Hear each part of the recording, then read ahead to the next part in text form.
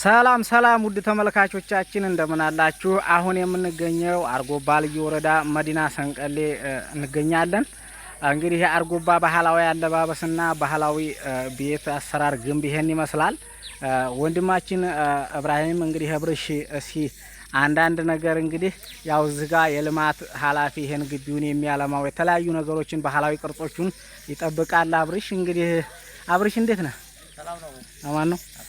እስኪ እንግዲህ አንዳንድ ነገር እስኪ ለተመልካቾችም እንግዲህ ለአርጎባ ማህበረሰብ ልጆች አንዳንድ ነገር የምትላቸው ካለ። ይሄ ባህላዊ አለባበሳችሁ ነው? ይሄ ባህላችን አለባበሳችን ነው።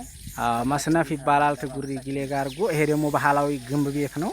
ግንብ ቤት ጥቅሙ የተለያየ ጥቅም አለው። ለጥላት መጠቃታ ይከላከላል። ሰዓት ለኩሰው የተለያዩ ነገሮችን መከላከል የሚችል ነው። ግንብ ቤት በሙቀት ሰዓት ቅዝቃዜ ወደ ውስጥ የሚሰጥ በቅዝቃዜ ሰዓት ሙቀት ወደ ውስጥ የመስጠት ባህሪ ያለው ግንብ ቤት እና ይሄን እስኪ አንዳንድ ነገር እንግዲህ ህብሬ ያው እንግዲህ ይሄ ቀደምት አያቶቻችን የሚገለገሉበት ግንብ ነው። ዝናብ ነክ ነገር፣ ፀሐይ፣ መሳሪያ የተለያዩ አደጋ ይደርስባቸውን በዚህ በግንብ ውስጥ ማለት ነው ሲኖሩ እና በውስጡ በጣም ብዙ የተለያዩ ማስቀመጫዎች አሉት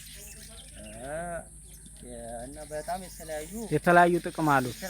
እስኪ እዛም ጋር ደግሞ ሌላ ሳር ቤት አለች። እስኪያችንም ደግሞ እንግዲህ ጠቀሜታዋንና አንዳንድ ነገር እስኪ መግለጫ እና እንግዲህ እንትን ብትሰጥልን እያልን እንግዲህ እዚህ ጋር የሚቻት እዚህ እንደምታዋት እቺ ደግሞ ጫጉላ ሲያገቡ ጫጉላ የሚጨጎሉባት ናት። በጣም ደስ የሚሉ ብዙ ነገሮች አሉ።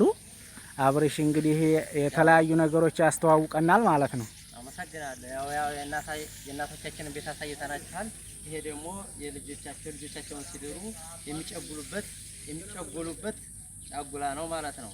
በጣም ደስ ይላል። እስከ 1 ወር ድረስ ያበላል። ከዛ ደግሞ 25 30 ሲገባ በዛው ቀጥሎ ይበላል፣ ይጫወታሉ። የተለያዩ በአርጎባ ባህል መሰረት እንግዲህ ሙሽራ ካገባ በኋላ እንደ ንጉስ ነው የሚታየው። ጌታው በመባል ይጠራል። እሷንም እመየት እያሉ ይጠሯታል።